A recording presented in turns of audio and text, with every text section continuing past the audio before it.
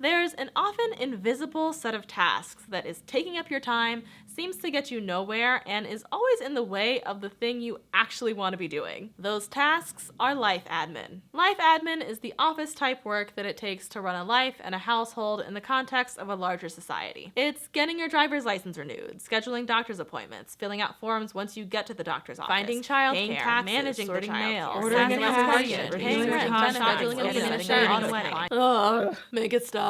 Life admin feels a lot like the concept of adulting, in that being a responsible adult means dealing with these menial, important yet trivial tasks that you kind of just have to do. And the more other people that you're responsible for, kids, a spouse, elderly parents, the more your admin burdens balloon. Admin includes secretarial work and managerial work. It overlaps with chores, but for the sake of this video, I'm saying that chores are things that require more physical energy, like going to the grocery store, doing laundry, cleaning the kitchen, whereas admin are those things that take more of a mental effort than a physical one. Admin has been a big focus for me over the past year as I've been setting up my business as an independent creative. It's why it took me a bit longer to get to making weekly videos, because I wanted to make sure that my workspace was set up, that my business systems were in place, that all my professional ducks were in order. I'm a super doer, but we'll get to admin personality types in a bit. But it seemed like all of this setup was taking an unreasonable amount of time. Like, how am I putting in so much work and yet I'm barely getting any tangible results? So when I found the book Life Admin by Elizabeth Emmons, I felt completely vindicated in my frustration. I felt seen by this book, let me tell you. I've actually mentioned this book before in my Growth in Progress email newsletter, link to that in the description if you're interested, but I wanted to do a whole video based on my takeaways from this book because it's been so useful in having this frame of reference to help me manage all the minutia and reclaim my time. Hey, it's your girl Ahsante, helping you move consciously and creatively through life, so let's go. So the very nature of admin makes it difficult to manage. Admin is largely invisible, and because there isn't a physical component, it's easy to forget that it's a part of the process, or that you need to set aside a certain amount of time to complete it. If you're partnering with someone on a project, it can be easy for you to miss the admin work that your partner is doing, and to take that invisible labor for granted, or to not appreciate the admin burden at all. Also, admin doesn't have a clear endpoint, so it's difficult to time block. How much time will the form take to fill out? Don't know, depends on how difficult the questions are and whether you need to retrieve other documents in order to answer them. Will you be able to finish this admin task in one sitting, or will you realize that you need to wait for a response from someone else before you can continue?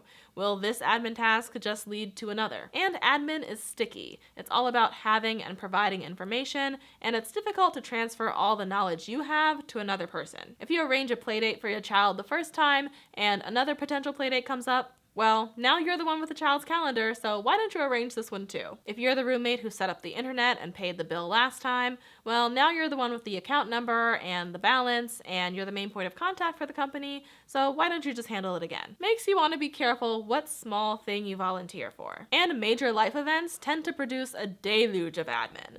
Things like getting married, getting divorced, having a child, having a close relative die, losing your job. And those are often the times when we're in a particularly stressed or distressed emotional state, exactly not in the mood to handle the kind of anxiety and overwhelm that admin can induce. All of this means it's worth carefully considering our admin, how much of it we let into our lives, what strategies we use to tackle it, and how we might structure our lives and our society so that it's less burdensome for everyone. There are 4 admin personality types that Emmons identifies based on conducting lots of research and interviews with a variety of people about their admin. These types are based on whether or not you get most of your admin done and whether or not you feel good about completing the admin. Super doers are on top of their admin. They are natural planners and schedulers, if I do say so myself. They open their mail immediately, they pay bills on time, if not early. They're efficient inbox zero types who have systems in place to handle their recurring admin tasks, or who delegate that admin and then manage that delegation effortlessly. Reluctant doers are getting their admin done,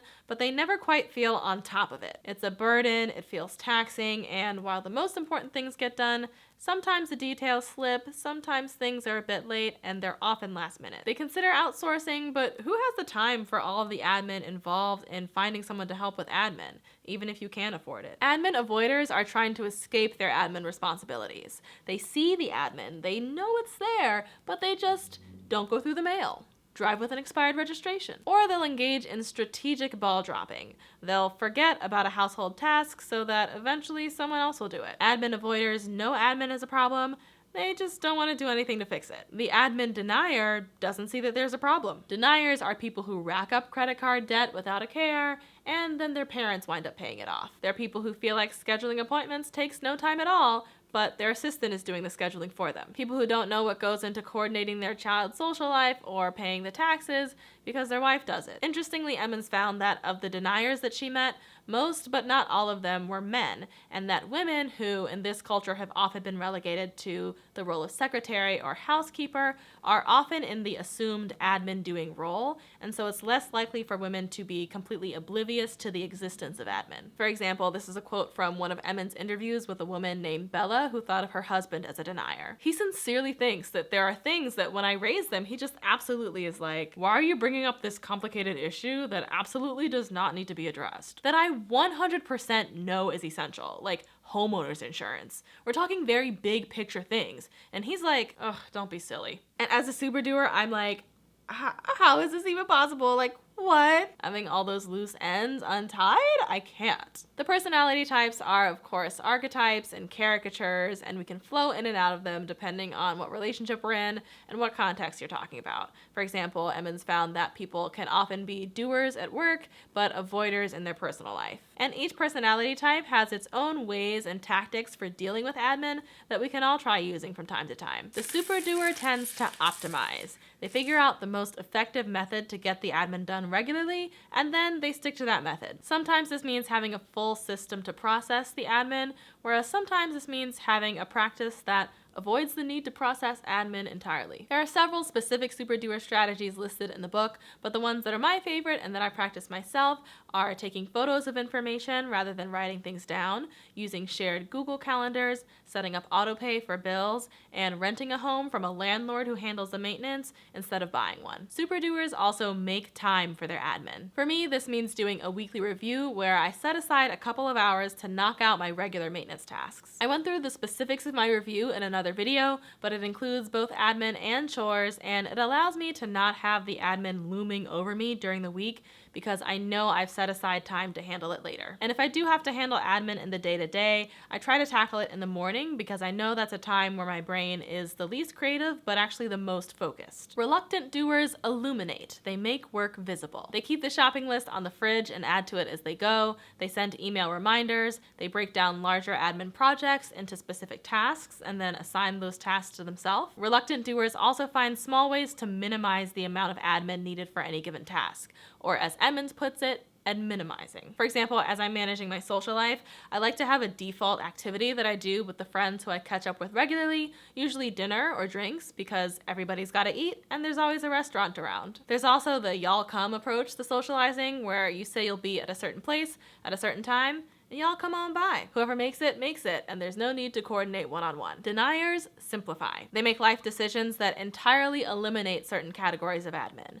Move off the grid, don't have kids, sever ties to extended family. Those strategies do work for a bold few, but I will point out that if we all did those things, we literally would not live in a society. I keep seeing move off the grid posed as if it's a universal solution to our societal problems, and I'm like, no, I like cities, and I like cooperating with other people. I think we're stronger together. And if we all move off the grid, then we leave ourselves vulnerable to being overrun by dictators. Ugh. Real threats in 2022, foreign and domestic. Tangent, anyway, back to life admin. Most of us want to be able to live where we want to live and have the relationships that we want to have, and that requires bearing the admin consequences. Some other more achievable ways that deniers simplify is to not buy as many items, much less to research, shop for, and maintain, have the same set of meals every week, or use a meal delivery service, no time put into meal planning, and stop choosing things. Just pick one. Rather than doing research and weighing your best options, just pick the most convenient doctor, gym, school, and don't worry about it. Even mentioning these suggestions, I'm like, not do your research, but how will I make an informed decision? Like, I can't not worry about it, but maybe you can, and if so, more power to you. Avoiders are good at delaying. They'll simply hold off on answering a request that's sent to a group email, hoping that someone else will answer instead. They'll delay answering a question so that hopefully the person figures it out themselves. This is an especially good tactic when the work that you would do to find the answer is the same as the work that they would do to find the answer. Oh sure, let me Google that for you. Avoiders are also good at handing admin back. If your partner asks if you have whatever account number, instead of doing the work to dig it up yourself, tell them where they can look for it. If your doctor gives you a receipt for your visit, ask if they can submit to your insurance directly. And speaking of admin that we shouldn't be doing in the first place, brings me to thinking about how to construct a world where there's less admin for all of us. This has a lot to do with improving how organizations work so that there's less bureaucracy and paperwork and fine print for the average person to deal with. There should be less admin for us to do as we're interacting with private companies as consumers and as we're interacting with public resources as citizens. When it comes to being consumers,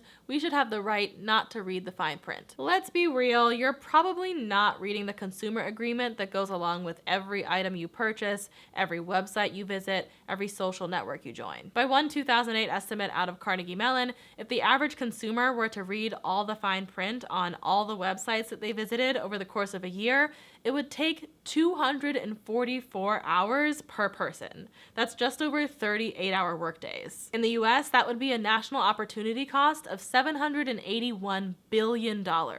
It's literally not worth our time. Instead, companies could be required to highlight the most important terms of a contract, especially terms that could be unfavorable. Credit card companies already have to do this, using what's called a Schumer's box to highlight the interest rates and fees. Companies that manage admin-intensive affairs, like insurance companies, could be required to be transparent about how long it takes the average person to do the work necessary to file and process a claim. Consumers could use that information to choose to work with companies that respect their time, and companies could be penalized for wasting consumers' time. Strategically making people jump through laborious admin hoops in order to deter them from getting their full benefits is common enough to have a name: rationing through inconvenience. Government should also keep the admin question in mind and work to find ways to minimize the amount of admin needed for citizens to access public benefits, especially because those who need public benefits are often the ones with the least resources to free up their time or to delegate the admin burden. Really, all levels of government should be investing in ways to update technology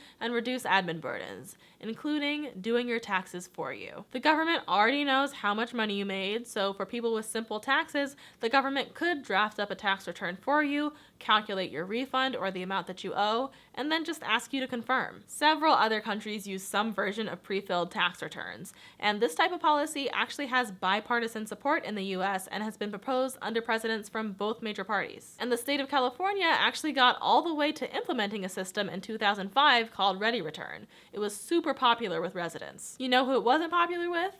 TurboTax, that company owned by Intuit that profits from us having a heavy tax burden so that we have to pay them to alleviate it. Every time in recent history that a program like this has been proposed by the government, including by the state of California, Intuit has spent millions of dollars on lobbying and political campaigns to shut it down. Yet another example of private companies who can buy the politics they want and ignore the public good. Shady. There are other, even more radical visions of how society could be less admin dense in the Life Admin book, along with a fun admin personality type quiz and more practical tips. And this isn't sponsored at all. I just really enjoyed 200 pages of analyzing how admin works in our lives and how it can work better. I'm a nerd who loves getting things done. Let's go. Over on Patreon, I'll be sharing my own version of an admin audit, a list of questions that you can ask yourself to wrangle the admin in your life, along with my own personal responses as an example. And shout out to the brilliant beings who are supporting these videos so that I can continue to make them here for free. If you like these videos, then consider joining them. As always, remember to live spiritedly and think creatively, and I will see you next time.